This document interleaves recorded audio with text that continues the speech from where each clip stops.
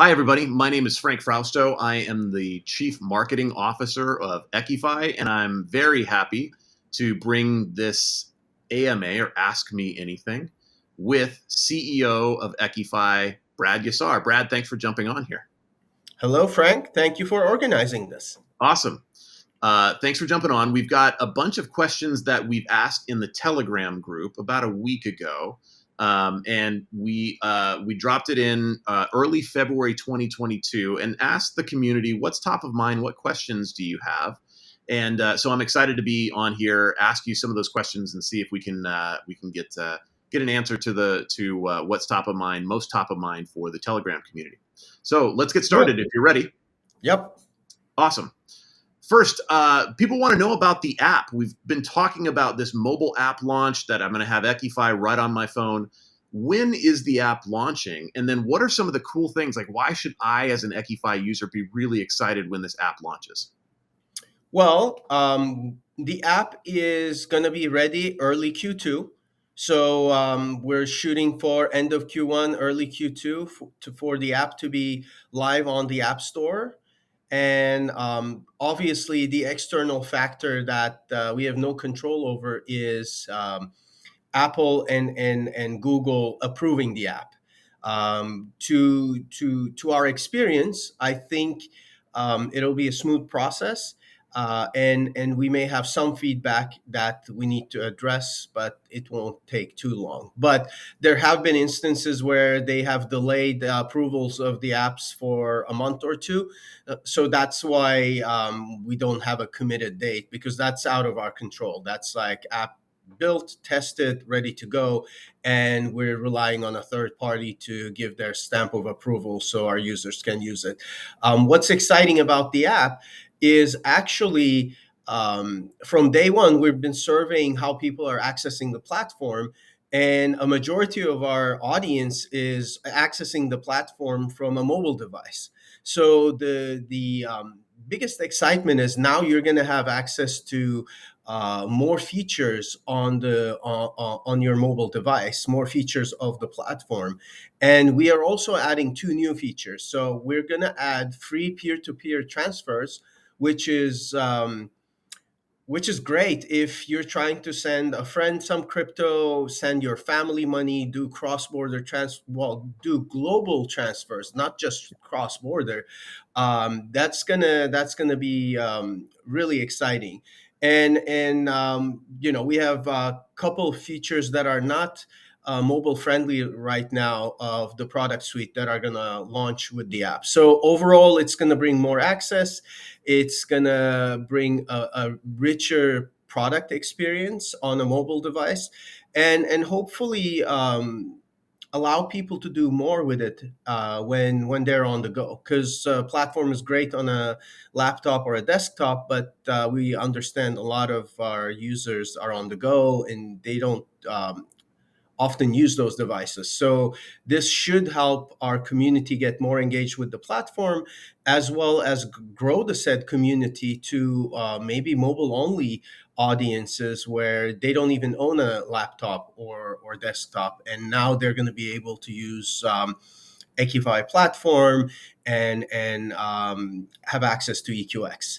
And with this mobile app and transition into a much more mobile friendly environment, we're also going to enable purchasing of crypto with debit or credit card, which is going to be, again, very exciting, because our whole our mission statement was to give access to people so they can access crypto, they can access products and services wherever they are in the easiest possible way. And I think we're taking a few important steps towards that. So if I want to be able to purchase EQX or crypto on the go via my mobile device on a credit card and then transfer that to somebody else, I'll be able to do that in a matter of seconds. Maybe a minute or two, but yes. In a seamless, easy way that aligns with EQIFi's mission statement. Very, very exciting. And again, that's coming around Q2 2022, correct? That is correct. Perfect. Awesome. That's it. Super exciting. The next thing or the next question that was on people's mind, obviously, in mid February, we added another listing of where people can purchase EQX. We added Bittrex. But really, the question on people's minds, what they're really hungry for is they want to know about a tier one exchange like Binance, Coinbase, those types of things. What can you tell us about? Is that on our roadmap? Is that kind of in the plans for EQIFi and EQX to get listed on those? And if so, when can we expect that type of news to hit the community? Absolutely. That's the $1 million question, Frank. Um, since day one, since the time we had our white paper ready and started considering creation of a token to fuel our platform, we have been in talks with tier one exchanges like Binance, Coinbase, Kraken, you name it. If an exchange is in the top 10 listing, we're in contact with them. The process is usually as follows: each exchange has their expectations of maturity and volume from the assets they list, and so just because we know the people at the exchange we want to get listed and we can talk to them does not necessarily immediately turn into a listing. Just because they have a set of rules they need to follow, it's not about not believing in the project. It's not about not knowing the individuals involved with it. I mean, you're on the website, I'm on the website. We're very transparent about who we are and what we're trying to do. And a lot of exchanges are supportive of our mission, and they see the value we're bringing to the ecosystem. However, again, that does not translate to an immediate listing wherever we want. And in the hierarchy of exchanges, the higher you go in daily volume, the higher the expectation of the daily volume of the token it needs to be for it to be listed. And that's just the nature of their business. So exchanges make money when there are a lot of trades on the asset pairs that they list.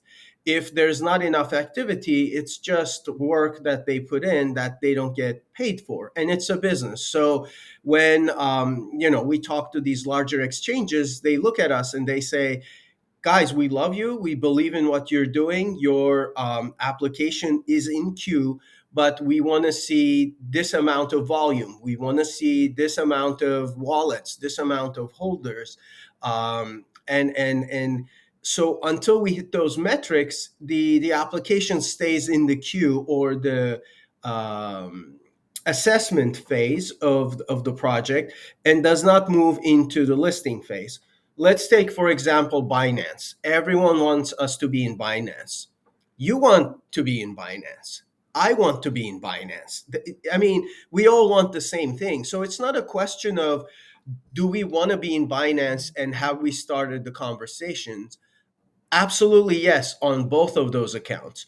However, the process with Binance is lengthy. I mean, there are projects that get listed on Binance after being around for 4 years, 5 years. I mean, just because you launch a project, that does not mean it's going to get listed on an exchange. Now, we are in the talks with Binance, and the application is moving forward.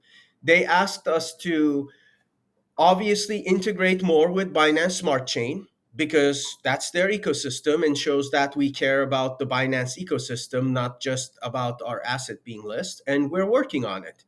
We started with the bridge between Ethereum and Binance Smart Chain.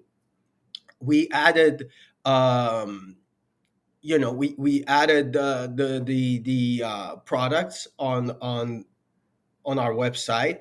We added the tokens on Binance Smart Chain. Now, this quarter, we're going to add more products on Binance Smart Chain. That's one of the things they're waiting on. They want to see, because they see we have 5 products on the DeFi side and another 5 on the banking side. Well, of the DeFi side, we only have staking and the bridge. We don't have the yield aggregator yet. We don't have the lending borrowing products. So what our contacts at Binance are saying is, guys, fully integrate. We love the product suite you created.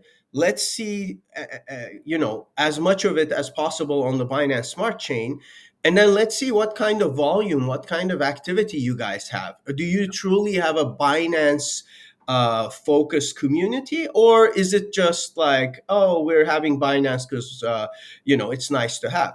And once we complete those stages, so hopefully by end of Q1, we're going to have more Binance related products. We're going to do a drive with our community and say, hey, let's show Binance what kind of community we have that supports EQIFi and that supports Binance Smart Chain. And once we show those numbers, the conversation is going to move to the next stage.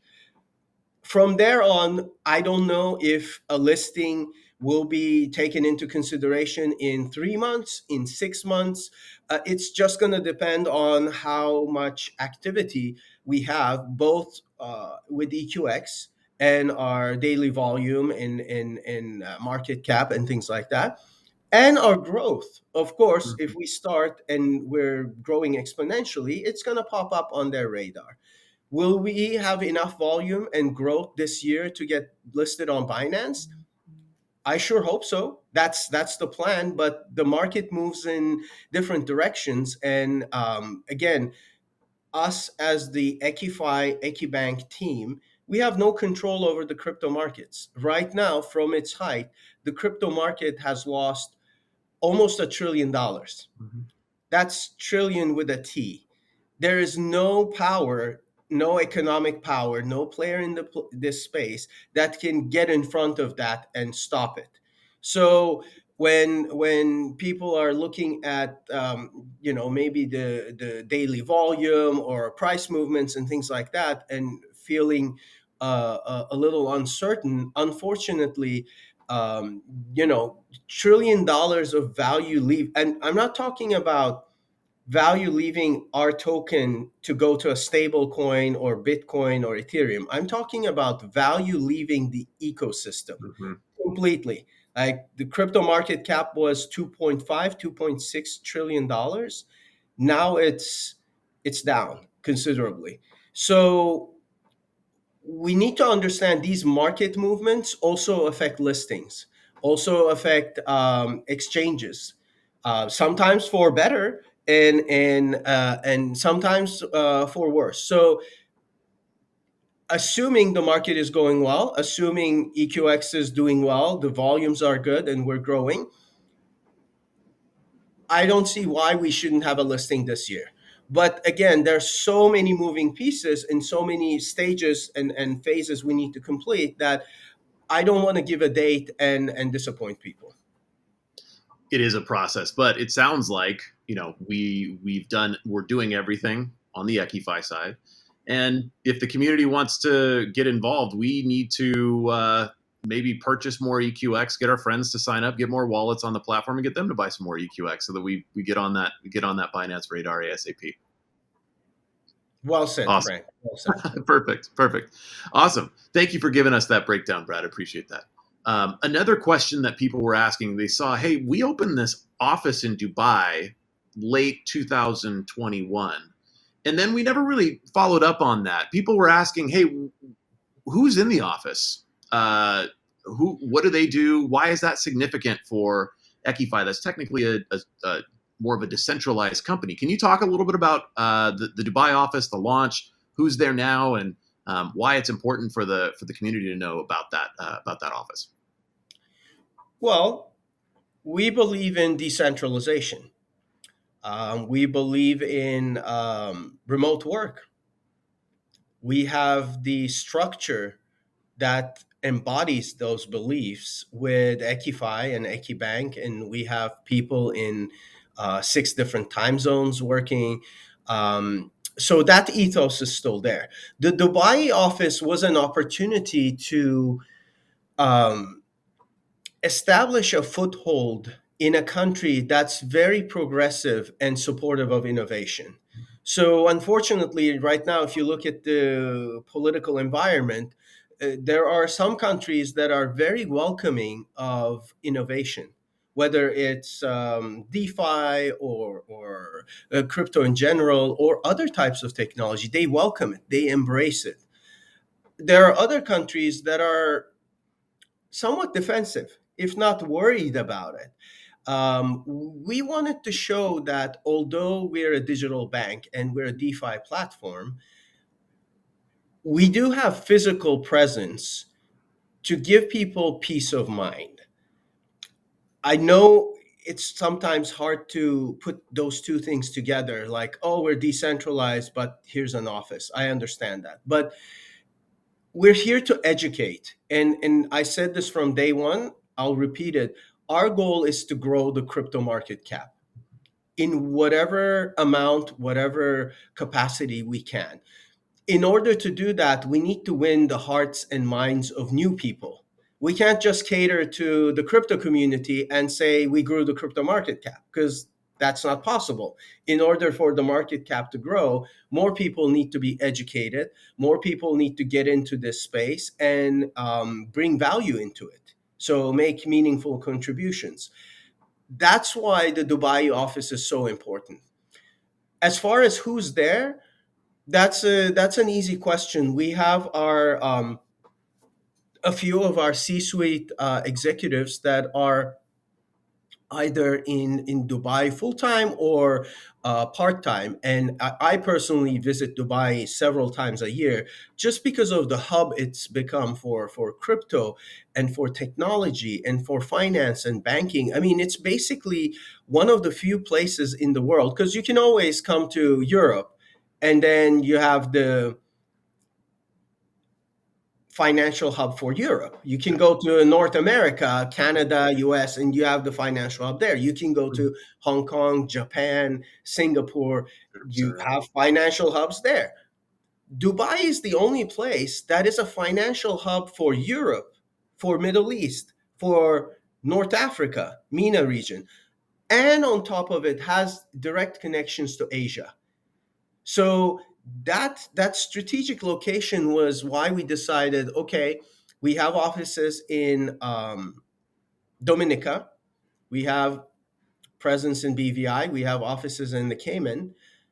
What is next? Because that's our Caribbean hub of where we originally came from. But where can we go next? That's going to allow us to connect better with partners across the globe. And Dubai was a no brainer because of its central location and how it embraced crypto and DeFi and just international finance. So that's why we have an office in Dubai. And again, we have a few C-suite executives working out of there. Our plan is to have a few more team members that are based out of Dubai. So the team there is going to grow. And if anyone is interested in joining us, happy to discuss that. Excellent. Let's switch gears a little bit. One of our Telegram members asked just about the market. You mentioned the market is down, and he asks, some projects have precautionary mechanisms for the bear market. Do you have a plan for this issue? What does EQIFi think about this market? Any kind of sentiments or anything about how kind of this downturn might affect EQIFi, or any just general thoughts that you would give to the community? Absolutely. So when you say precautionary measures against a bear market, that just sounds like marketing gimmick to me. Mm. Because if anyone on our team could measure the scale of a bear market, the impact it's going to have, and the duration, we wouldn't be having video AMAs. We would be betting on the market because we Yes, know what's going to happen, right. and that's not a realistic expectation. I don't think there's anyone who can predict the length, impact, and the strength or weakness of a bear market. So what our model is being future proof. With EQIFi, EQIBank, I mean, I'd remind people EQIBank has been around since 2015. We had one major market crash since then in 2018 that the bank survived with flying colors. And now, if there is another bear market, we do things in a way to the best of our ability to plan for all futures.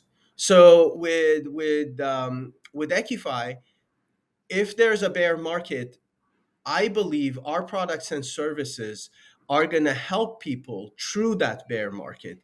So instead of trying to time the bear market or beat it or have precautionary measures against it, which I don't even know what that means, but instead of you know trying to say we know something we don't, what we're building is a future proof platform where if the market is going really well, we all do well. That's great. And we grow together. And EQIFi is going to be there to give people the best returns, market leading returns, the safety and peace of mind of a licensed and regulated environment, and a known team.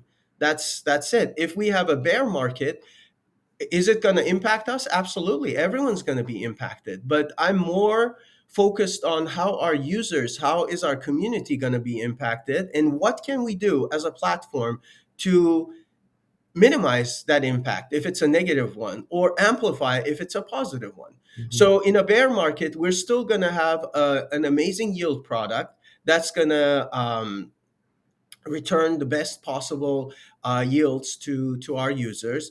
We're going to continue to gain market share and grow our platform, grow our user base. And again, at the end of the day, people also say, well, 90% of the businesses and projects are not going to survive a bear market. And I remind them, we're not among the 90%. What we're building has been validated by all our investors, all our strategic partners, the 20 plus thousand people who connected and started using the platform. So, what we're building is for longevity. Now, will we have tough times? Yeah, if there is a huge global bear market and economic downturn, unfortunately, we're all going to have challenges.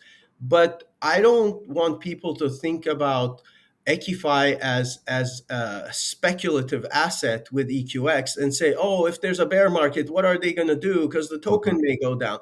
Well, guess what? Our token is down to the lowest, and we're still growing. The business is still growing. The Mhm. revenue is still growing. So as much as we want to have a strong token and positive price action, in a bear market, I'm fairly confident that we're going to provide as much, if not more, value to our constituents and our users and grow equally well. Let's go then. A couple people are asking, "Hey, I'm staking on the platform. Will my staking tier count across both chains?" Absolutely. So, not just both chains, our goal is to be a multi chain platform. Yes. And our goal is to also make um, the use of the platform as straightforward and accessible as possible. So staking is going to count across chains. Right now there are two chains. So if you're staking half of your tier one staking on Ethereum, the other half on BSC, you're still going to be tier one. You're not going to be half a tier on one, half a tier on the other. Now, the challenge is, of course, as the platform grows and as the token prices appreciate on all of the chains that we get involved with, we expect the tier qualifiers to change up or down. I mean, probably down if we're going in the right direction. So I would keep an eye out for that, where you do want to make sure you understand the tier structure. So far, we haven't touched it. But other than that, yes, you can have tokens across four different blockchains, and they're all going to cumulatively count towards the tier structure. That's excellent. Perfect. Speaking of different chains, one person is asking, will the Yield Aggregator be on Binance Smart Chain or any other networks this year? Yes, It's a firm yes. The Yield Aggregator is going to be on Binance Smart Chain Q1 of this year, and the other chain integrations we have um, in the works, including Bitcoin, is going to also see Yield Aggregator pools. Now, depending on the technical capabilities of each chain, obviously Binance Smart Chain is very similar to Ethereum, so there are no concerns there. But as we move to different chains, based on their capabilities, we may um, adjust the product to fit that ecosystem. Mhm. Like if a blockchain doesn't have an EVM component and we need to use something else, then it's not going to be the exact same replica of what we have on Ethereum. But as for the product of Yield Aggregator, yes, it's gonna continue being developed on different chains. Excellent.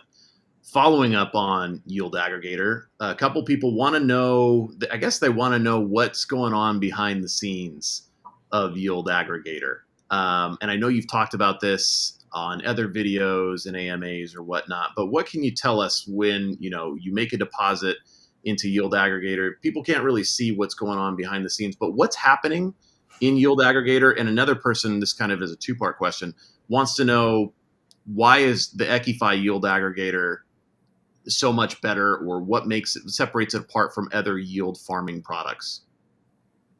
Okay, I'll answer the second part first because I Okay. think it's simpler.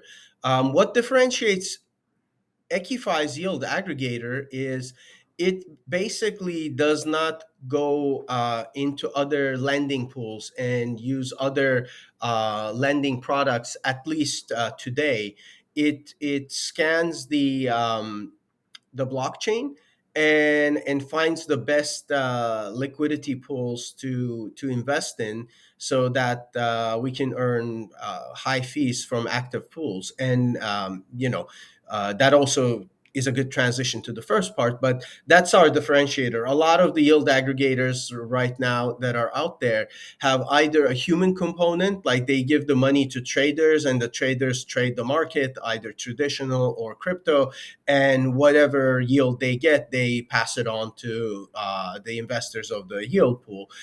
We don't do that. All our activities are programmatic, and so it's easy for us to scale, which is really exciting. Um, how does the yield aggregator work? That's our secret sauce. But basically, just like I mentioned, really high level, we scan the blockchain that we're investing in. We see what existing and new pools have been created as far as liquidity pools. And then we pick the most active ones that would generate the highest fees, basically. Depending on the type of pool you're in, obviously our stable pool is only dealing with stable coins, so there's no impermanent loss and no fluctuation risk, and the returns are lower. The middle pool that's balanced has some impermanent loss, some fluctuating assets, and has a higher return. And the highest returning pool has pairs that both fluctuate, so it does have impermanent loss, but also it gets the best returns. And so again, just to reiterate a question, an answer to a question that's not asked, what should be my time frame to use the yield aggregator? A year is a good starting point. If you're trying to see what the yield aggregator product can do for you, have a year horizon instead of going in and watching it for 5 days, stressing about it, and then getting out at the wrong time, and you suffer impermanent loss or something like that. The best way is experience it for a year, see the year returns, the real APY, and compare it to other investments in your portfolio. And if we're not competitive or yielding good results, then we're not doing our job, and let us know. But I'm fairly certain that bull or bear market, your bank or stocks or anything like that is not going to get you the yield that our aggregator can. And along those lines, some people are asking about withdrawals. Maybe they've been invested in Yield Aggregator from when we launched or whatnot. But there are a couple questions around what happens when I make a withdrawal. So one person is asking, when I make a withdrawal from Yield Aggregator, where are those withdrawn funds? Where do they go? Is there a withdrawal fee? And then how long does it take to make a withdrawal? Is that something you could speak to? Yeah, really briefly, it usually takes 24 hours from a request to funds in the wallet. The funds go directly back to the wallet that you initiated the investment from. So if you connected your MetaMask, whatever wallet the funds came from, the yield aggregator would pay out uh, into that wallet, and there are no withdrawal fees. Obviously, Yield Aggregator has some fees to operate because it needs to generate fees for us to be able to work on it. But other than that, 24 hours is a good time frame, assuming there are no issues with the blockchain, no delays, things like that. I mean, again, we're dealing with a blockchain, the decentralized blockchain. So sometimes, there are challenges, and the gas fees are too high, and the blocks are not getting processed. As smoothly, and transactions are being left out. I mean, there are a myriad of things that can happen. That's why we say 24 hours. I mean, I've had yield aggregator requests be processed under an hour, and sometimes it's longer. So Excellent.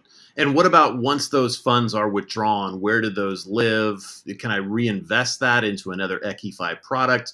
Can you talk a little bit about, absolutely. Yeah, yeah. some? They go back to your wallet. So let's say Frank Frosto, you connected your MetaMask wallet to EQIFi platform, and we know who you are. You have your KYC AML, so you're good to go. You put some money in the yield aggregator. It gets deployed on different pools. You start earning your yield.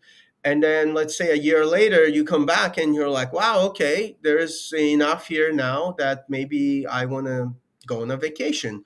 You click and you withdraw the funds. You don't have to withdraw everything, but let's say for sake of simplicity, you withdraw everything. You would get your investment plus the yield you earned into your wallet. And then you can say, okay, I'm going to take the yield, the profit I made, and go on a vacation. But at the same time, the principal I want to loan out, because while I'm on vacation, I don't need crypto. So you can take the same amount and go to the lending product and lend out those funds. Or you can say, I want to re-roll into the yield aggregator and put it back in there, maybe in a different pool, different composition. Maybe the first time you were a little hesitant because you didn't know how it works. So you went a stable coin pool and medium pool. And after a year, now that you see, oh, okay, the profits were there, the numbers add up, and I like what I'm seeing, I want to test the highest return one, you go into that one and try that one out for a year. I mean, again, we don't lock anyone's funds on the DeFi side unless it's a time vault kind of staking. Then yes, there is a time vault. But all other products, lending, borrowing, yield is you go in and out whenever you want. Excellent. That rounds out the main questions, Brad, but I wanted to give you an opportunity. Is there anything else that the community should know, be excited about as we sit here in February 2022? We have a lot of exciting things. We've got Miami Bitcoin 2022 on the horizon, which we've got a lot of exciting announcements that are still being worked on, and we're going to be including in a lot of our marketing efforts. But any other parting words for the community as we sit here right now? Anything that wasn't asked, or something that you want to speak to, something you're passionate about, whether it be NFT related or metaverse related or anything else that the community should know about? I just wanted to give you a platform for a few minutes just to talk about anything else that's top of mind for you. Yeah, I think as we look at the market and what the market has done for the past 3 months, and what EQIFi was able to accomplish against those not so positive and supportive market movements, I want the community to focus on EQIFi, the platform. Hmm. My main message to everyone is look at the underlying business, look at the fundamentals. It's very easy to fall into FUD and um, just start feeling anxious about something you were excited about. And I can understand. I mean, I look at the market, and if I hadn't been in it for so long, I would be worried. So when people say I'm worried and I bought into EQX at this price point or that, and I I trust you guys, but I'm really worried and I don't know what I'm gonna do. The only thing I can tell them is, unless you're a speculator. If you're a speculator and a day trader, then unfortunately it's a tough place to be right now. It's a tough market to be unless you're shorting everything. There's no consolation I can offer to those people because they make their money speculating on assets, and they need to do their homework and hopefully, come out as a winner, but it doesn't always happen. But if you are a true supporter of our platform and the team and what we're building, don't think about bull bear. Think about, do I believe in this platform? Is it going to provide me personally or people I know a value that's beyond the token fluctuation? If the answer is yes, come talk to us and join our ambassador program and contribute to the growth of what we're doing, as opposed to focusing solely on the token price, because the token price goes up, token price goes down. I mean, everyone wanted us to be in secondary markets. Free market economics is out of our control.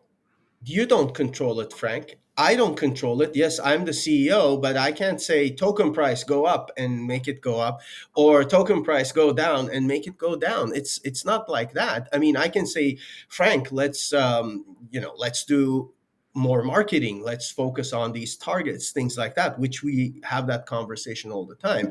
And I don't think the community realizes. I think there's this misconception that we're in control of all these external things, elements, the market movements and the price movements for the token, and we're not doing the job that they expected us to do. But that's not the reality. The reality is, although the crypto market as a whole has gone down for the past 3 months, we've been growing, and we've been growing in several very important key metrics. I think if people want to continue supporting the project, more usage on the platform is what's going to get all of us through bear times. They're going to see good returns and yields on their crypto and traditional assets, and we're going to get a chance to prove to them that what we're building is future proof. Mhm. It's not dependent on a crypto asset going back up or down.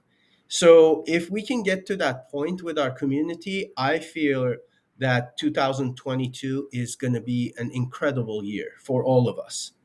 And again, my only ask is use the platform, give the platform a try, help us make it better if it's not good enough for you. Someone may say, well, I tried to use the platform and it wasn't what I expected. Great, give us that feedback. I mean, we had so much amazing feedback in the past 6 months that the platform is not what we launched with. I mean, we had three or so iterations so far, and we want to do a dozen more iterations this year to make it as accessible, as user friendly as possible. And that's independent of a bear or bull market. That has nothing to do with it. If everyone who knows about the project, who supports us, actually uses the platform, even with 100 EQX, even with a fraction of a Bitcoin or Ethereum, that's going to give us the confidence to continue building and growing this business. And that's all I ask for. And that ambassador program that you mentioned, what that is any individual or community member that wants to get a little bit more involved with the platform. Maybe you have a skill that you would like to contribute, whether that be web development or developing graphics or memes or social media. Stickers. People ask for Telegram stickers. We need to have a EQIFi Telegram sticker contest. Yeah, we're getting all of that. We're working on getting those folks some swag, some EQIFi swag or whatnot for those that qualify. So if you're interested in giving us feedback, maybe interning or working directly with the EQIFi team, that ambassador program is the way that we're doing that. And I'll make sure to include some links along with this with this video content, so that those interested can get involved. So that's a special shout out for that. But thank you so much, Brad, for your time. I think this really helps answer some of the burning questions that was top of mind for the community. Thank you for your time. Hopefully we get to do this again soon. We wish you happy Valentine's Day, and wish you hopefully we have a lot more exciting things to announce very, very soon when it comes to EQIFi and the EQIFi community. The hashtag EQIFamily, which I should say, that's now our official hashtag. Excellent. Thanks, everybody. Bye-bye now.